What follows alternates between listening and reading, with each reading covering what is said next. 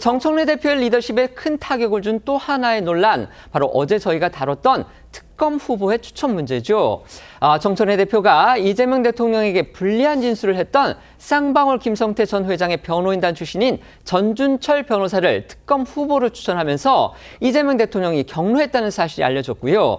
친명계에서도 직설적인 비판을 쏟아냈던 겁니다.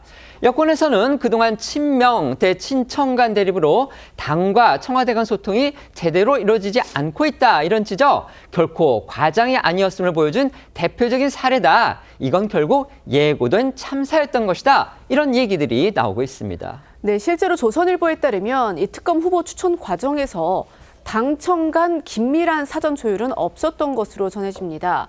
친정청래계 이성윤 최고위원이 전준철 변호사를 포함해서 2명을 정청래 대표에게 보고를 한 뒤에 원내대표실에서 전 변호사 이름과 간략한 신상 정보 정도만 담겨있는 추천안을 청와대에 올린 것으로 알려졌습니다. 이때까지도 여당에선 전 변호사가 이 김성태 전 회장의 변호를 맡았던 이력을 인지하지 못했다고 합니다. 청와대 내부 민정라인 등에서 이 전준철 변호사 이력을 문제 삼으면서 수년간 대통령 사건에 관여하면서 이 관련자들을 꿰고 있던 경기 성남 핵심 참모들이 크게 화를 냈다고 하고요. 알려진 대로 이 대통령도 경로에 가까운 반응을 보인 것으로 전해졌습니다. 이뿐 아니라 이 대통령이 이 여당 추천 후보인 전 변호사가 아닌 이 조국 혁신당 추천 후보를 특검으로 임명하는 그 과정에서도 당청 간 별다른 소통이 없었던 것으로 전해집니다. 여당 지도부는 청와대가 특검 임명을 발표하기 직전에야 전준철 변호사 문제를 전해 들었고 그 전에는 어떤 언질도 받지 못했다라는 겁니다.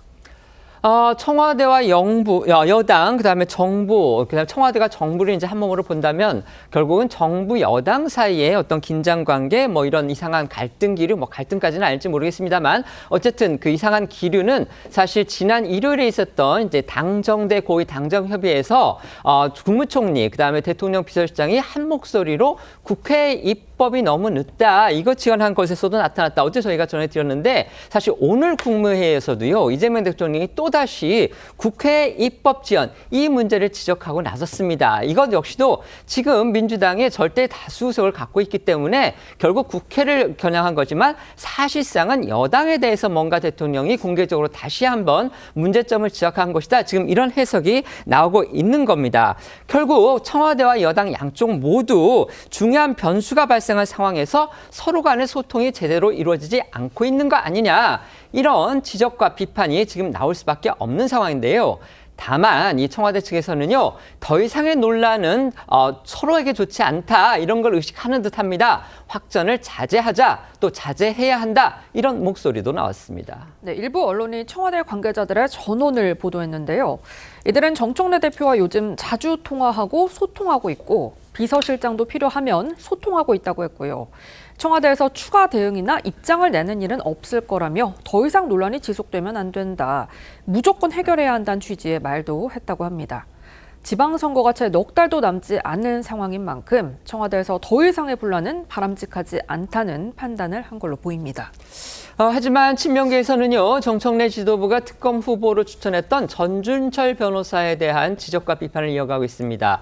특히 이 전 변호사를 직접 추천한 당사자로 알려져 있죠. 그리고 논란이 불거진 후에도 당 공식 회의석상에서 그를 두둔했던 이성윤 최고위원을 향해서 일부 친명계 인사들은 최고위원직에서 내놓으라, 최고위원직에서 사퇴하라, 이런 식으로까지 압박 수위를 높이고 있습니다. 그렇습니다. 이성윤 최고위원은 어제 최고위 회의에서 이 전준철 변호사 논란에 대해 이 세밀하게 살피지 못한 점을 유감스럽게 생각한다면서도 이 전 변호사가 사건 초기에 잠깐 김성태 전 회장의 개인 비리에 대해 변호를 맡았던 것이지 이 대북 송금 관련 변호를 한 것은 아니라고 해명을 했습니다.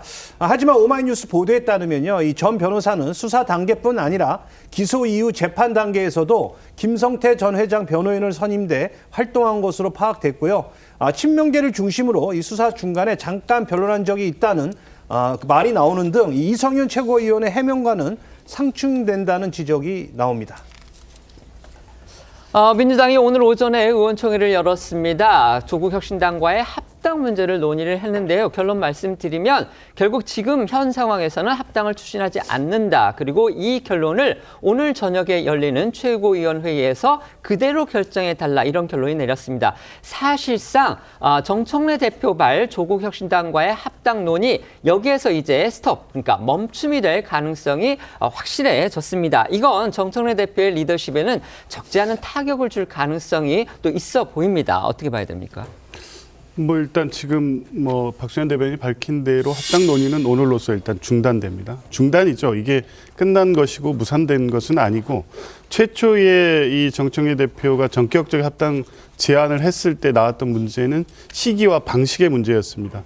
총론적으로 조국혁신당과의 합당에 대한 찬성 여론이 높지만 이 시기에 갑자기 발표된 내용에 대한 반발 여론이 높았고 거기서부터 시작한 불신이 또 다른 오해 내지는 다른 어떤 의도로 확대된 측면이 있었고요. 아직 그 부분이 해소되지는 않았기 때문에 정청래 대표가 오늘 최고위원회에서 최종적으로 현재로서의 합당 논의를 중단한다는 입장을 지도부 입장으로 정리한다고 했을 때 일단 리더십에 대해서 어떤 문제제기가 있을 수 있습니다. 그런데 적어도 이 과정이 그러한 반대 여론을 확인하고 수렴해가는 과정이었고 어제 오늘 사이의 최고위원회 분위기를 보면 다소 격하고 격앙된 분위기가 자제되고 차분하고 합리적 논의를 통해서 오늘 결론에 이르렀기 때문에 지금까지 제기된 여러 가지 불신의 문제들도 이후 시간을 가지고 충분히 해결해 나갈 수 있을 것으로 봅니다. 네.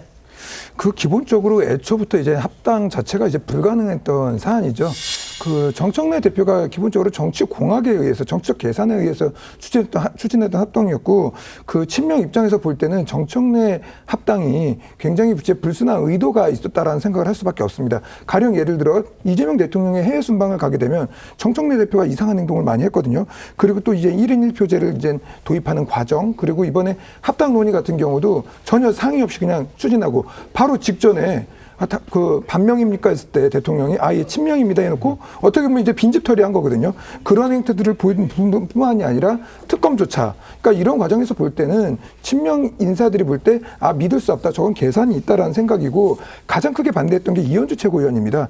네. 이현주 최고위원이 예전에 민주당을 탈당할 때 그 문재인 정부의 몰락을 자초했던 게 조국의 11이 사건이었었고 이걸 비토하면서 나갔던 게 이현주 최고위원이었기 때문에 그분한테는 이게 트라우마 같은 거죠. 그러기 위해서 최고위에서부터 벌써 불협화음이 나타날 수밖에 없고 결국에는 정청래 대표의 자신의 위치를 강화하기 위한 희망 고문에 불과했다라고 생각을 하고 앞으로도 합당 논의는 굉장히 어려울 거라고 봅니다.